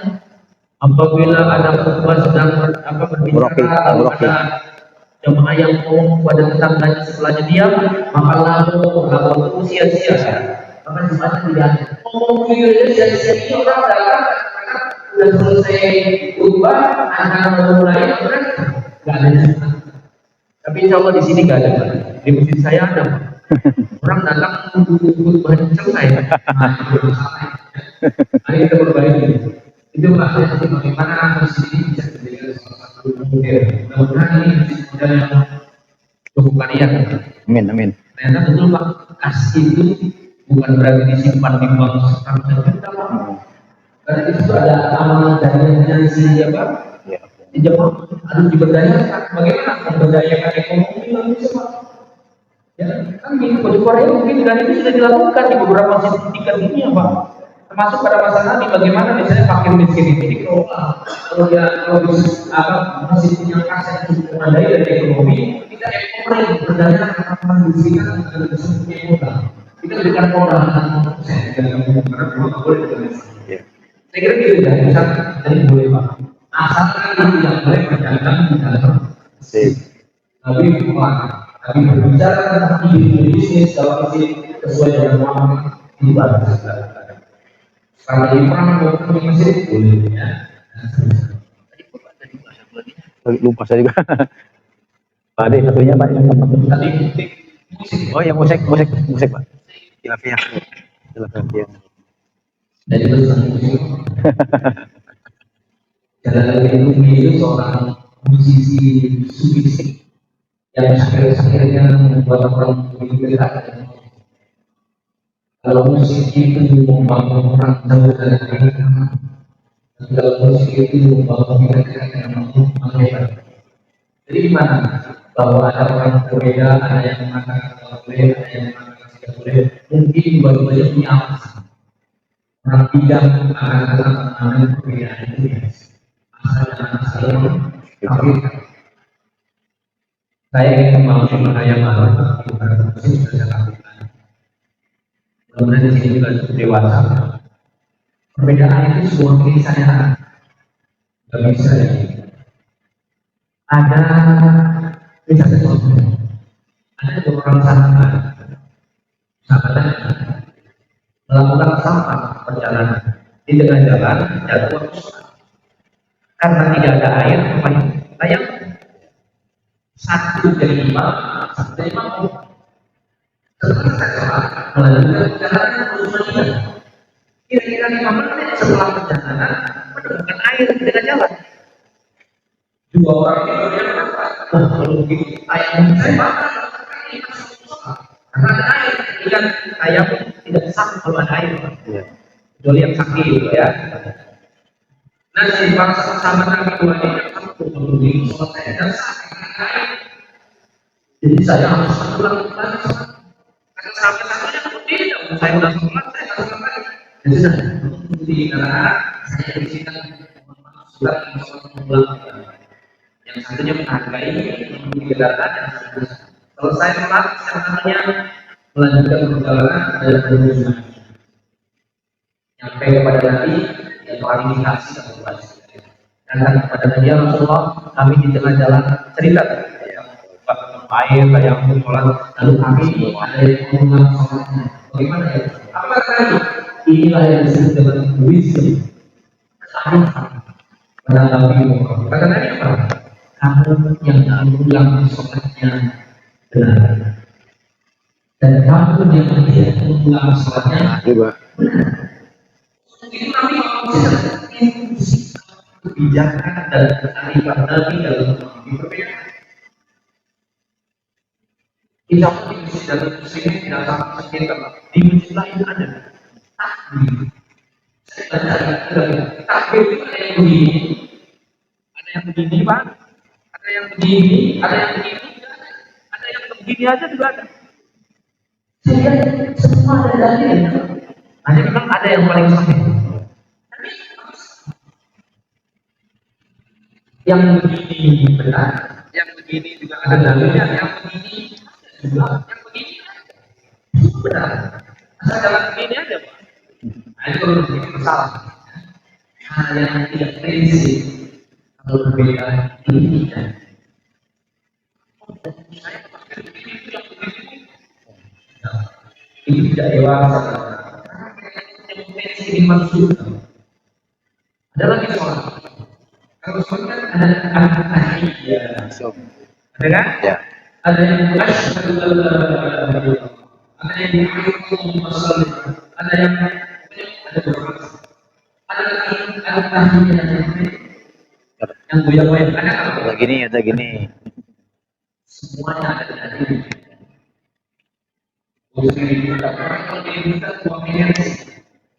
ada yang pertanyaan sama Ustaz, saya sempat Ustaz Muslim dan saya menjawab ini di sebelah saya tangannya nggak mau Pak, gini-gini itu di mana Ustaz? Saya bilang kenapa yang sama dia saya udah coba seperti Mekah Madinah banyak perbedaan. Apakah mereka masih mengatakan mereka punya sama-sama punya rindu mendapatkan sesuatu? Gak usah mendapatkan hal yang tidak produktif, Pak. Tapi kita punya prinsip, ya kita punya prinsip ada orang yang berbeda. Karena kalau ini terus dipertentangkan akan terus buang energi dan tidak ada hasilnya. Boleh nggak saya cerita sekitar 3 menit, Pak? Boleh, Pak. Tapi tolong cerita ini jangan dipercaya. Boleh Pak ya? Ini ada pesan orang. Jadi nanti di surga itu Pak, ada orang Muhammadiyah. Oh iya, iya. Di surga. Surga itu kan indah. Di luar kita, di dalam kita ada air mengalir, ada tumbuhan, airnya bening, banyak banget. Ceritanya orang-orang dia di jalan sore-sore di surga. Di tengah jalan ketemu dengan seorang itu. Orang itu kan itu. Orang Muhammadiyah itu ada di surga.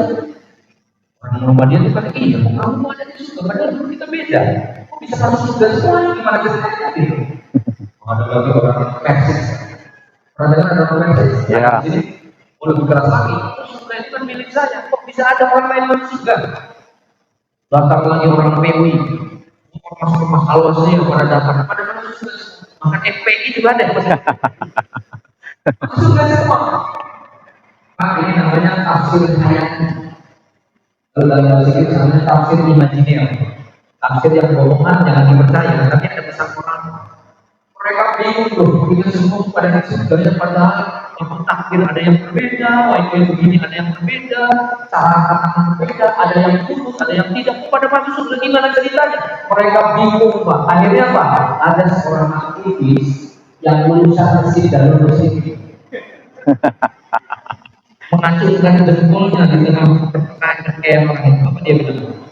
Ini saya usul supaya kita tidak bingung bagaimana kita mencari tahu penyebab kita masuk surga.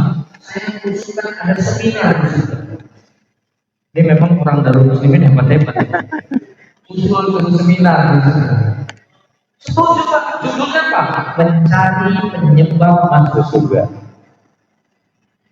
Oke, kita sepakat. Ini palingnya ada SC-nya, ada OC-nya. Ruangan bangunannya memang lebih mewah dari masjid ini kan? Karena di surga kan, oh segalanya ada. Air nggak usah pakai abu apa, datang sendiri juga mewah. Seminar. Tapi begitu menentukan apa pembicaranya siapa, mereka bingung. Kenapa? Kalau yang ngomongin orang Muhammadiyah takut orang itu nggak mau pada hadir. Kalau orang itu yang bicara nanti takut Muhammadiyah pada hadir. Begitu juga sama yang lain, mereka bingung diem lagi semua. Butuh ada lagi calon orang misi Darul Muslimin Pak. Kebetulan harus sudah Pak, ada ya. Usul, Pak, saya usul bagaimana kalau pembicaranya bukan dari ormas. Cari pembicaranya yang netral. Siapa menurut Anda? Saya mengusulkan pembicaranya bukan Muhammadiyah, bukan NU, bukan PSI, bukan Nasional, bukan siapa? Kita undang malaikat Jibril. Malaikat Jibril Muhammadiyah bukan? Malaikat Jibril bukan? Netralnya. Masyarakat itu sudah menghadapi ke sini. Setuju ya, setuju. Maksudnya Pak. Nah, catatan seluruh malaikat diundang semua sebagai undangan khusus. Pembicaraan undangannya malaikat Jibril. Bikin surat undangan. Indonesia mah aneh-aneh di situ sekitar ya. Ya. Ini makna orang yang percaya budaya ini ya. Ini ada sebuah kesatuan apa yang saya sampaikan. Dari sekitar semua masuk itu hadir. Mulai dari ujungnya lima di akhir pertemuan itu jika menuju orang-orang itu. Kenapa masuk?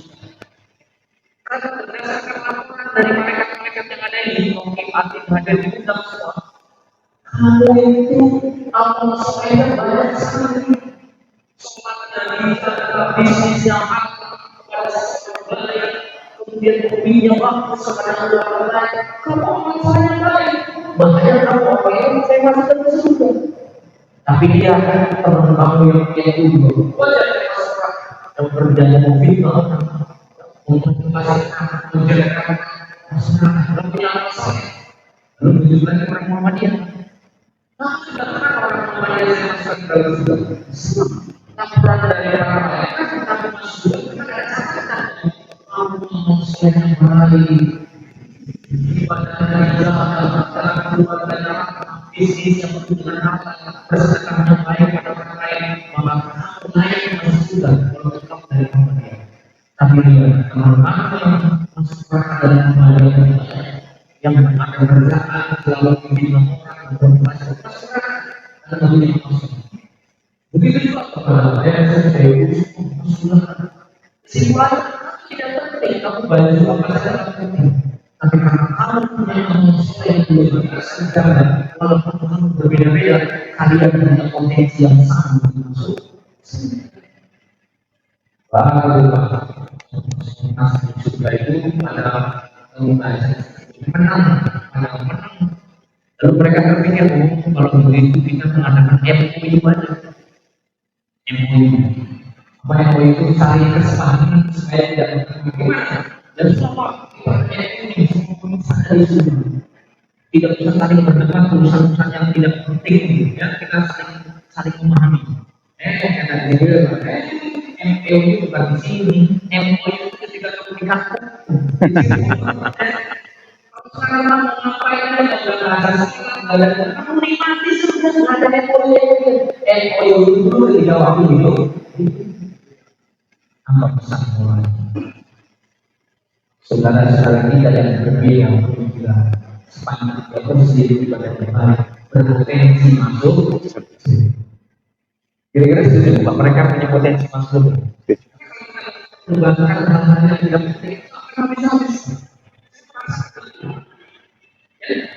Kami sudah memberikan boleh lah. Ada satu riwayat, saya tidak tahu di riwayat ini pakai atau tidak. Kenal dengan paham baik, populer, besar. Saya pernah bisa menjadi tidak. Kemudian ada kenal dengan Kiai Idam Khalid. Nah, itu ada seorang dulu naik haji. Dulu pakai pesawat dan pakainya di kapal itu bulan-bulan dan di situ ada masjid, ada rumah, ada orang, dan sebagainya. Lalu apa yang ingin saya sampaikan terkait dengan ini? Ceritanya di waktu subuh semuanya ada masjid di ada, pada mulai ada umatnya juga ada jemaah di masjid besar di. Nah, pada saat itu kebetulan yang dipersilakan jadi imam tidak mungkin kiai dari NU. Orang NU jadi imam. Kalau kiai kita tahu, kalau semua. Tapi apa yang terjadi pada saat kiai dan politik itu menjadi imam, dia tidak mengatakan Ramai setelah selesai ditanya, kenapa Pak Kiai baca buku seperti biasanya? Saya ingin menghormati makmum saya yang tentang Mulia Hamka yang setiap sholat subuh tidak pakai sunnah, maka saya ingin menghargai. Besoknya Pak, hari itu subuh lagi giliran yang saya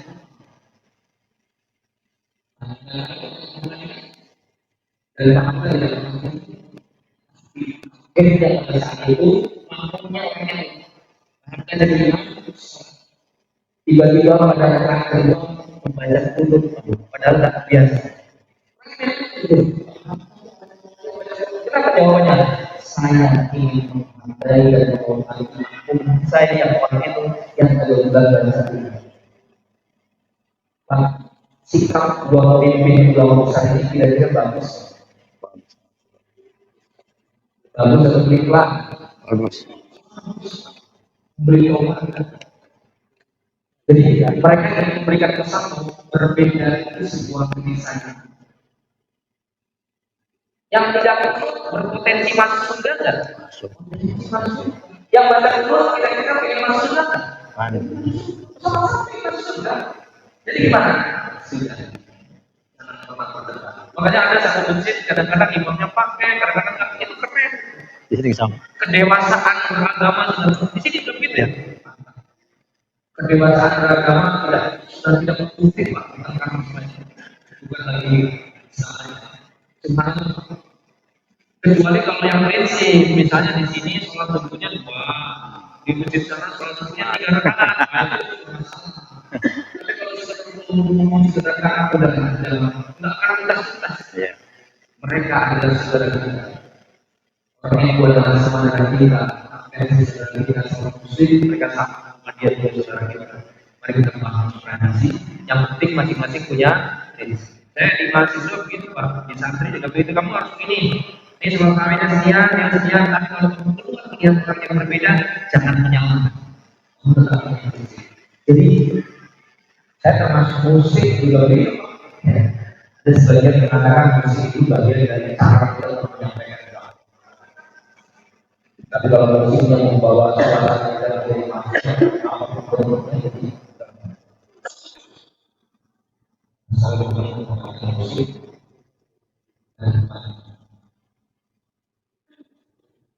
padahal musiknya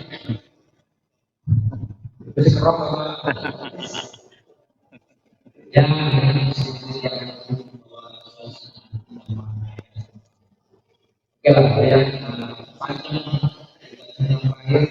Ayu. Salah, selawat.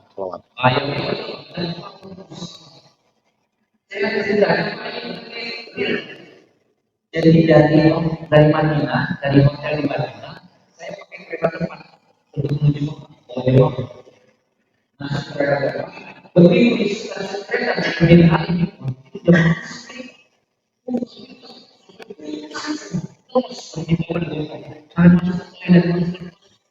saya memakai sebagai pemimpin di rumah saya. Wajahnya berusaha kasih. Lalu saya bilang, ada sesuatu ini bagaimana? Kita tidak udah nggak bisa lagi sudah jangan lupa belajar semangat pesan. Jadi nanti selama di kereta di samping baca labbaik Allahumma labbaik sampai pas di kereta stasiun kereta dari sana turun ya itu ada yang jelas bukan sholatnya tapi perkataan sholat bumi dan Nabi Allah menyayangi hamba-hambanya yang selalu puji dan sehat dan itu saya praktekkan juga Pak. Jadi selamatnya yang itu. Ya, hadis yang sahih memang ada boleh enggak? kalau ada yang pada Muhammad ala Sayyidina Muhammad juga itu yang hadis yang misalnya dia dalam hadis yang ada tapi jangan disalahkan ketika kita membaca maka Saya tidak akan masuk neraka. Dan salah satu siapa? baca. Yang namanya sahabat. Soalnya berarti apa? Kita baca orang yang pakai sayyidina itu masuk neraka. Apa? Se-ekstrim itu kan enggak kan? Ya, saya memang selawat yang originalnya dibacakan. Kalau selawat yang lain masih dibayar silakan. Suasana hadir sebagai sekalian menganggap Nabi tapi dilarang memang mendekatkan diri pada Nabi itu sisi. Tapi prinsipnya selama itu punya hukum. Silakan nanti kalau sakit bila ada saya akan bisa. Tapi mau saya kekuatan terus ada soal. Orang itu istighfar, jadi semangat. Kalimat yang melihat ya menurut saya persoalan terima kasih. Satunya itu ada apa lagi ya? Satunya apa Pak Yuk? Yo, benar jadi itu. Ya kita sambung Ya. dan Luar biasa. Ya.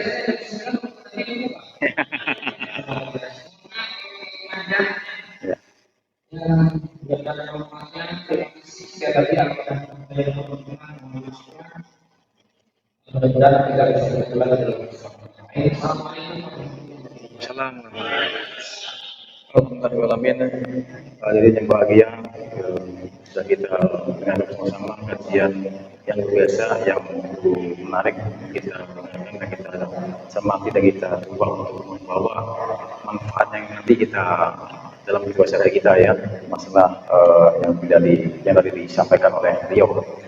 Mudah-mudahan ada manfaatnya. Marilah kita tutup kajian malam hari ini dengan bersama-sama membaca hamdalah dan doa majelis.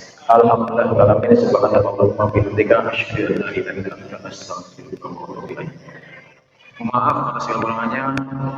Wassalamualaikum warahmatullahi wabarakatuh.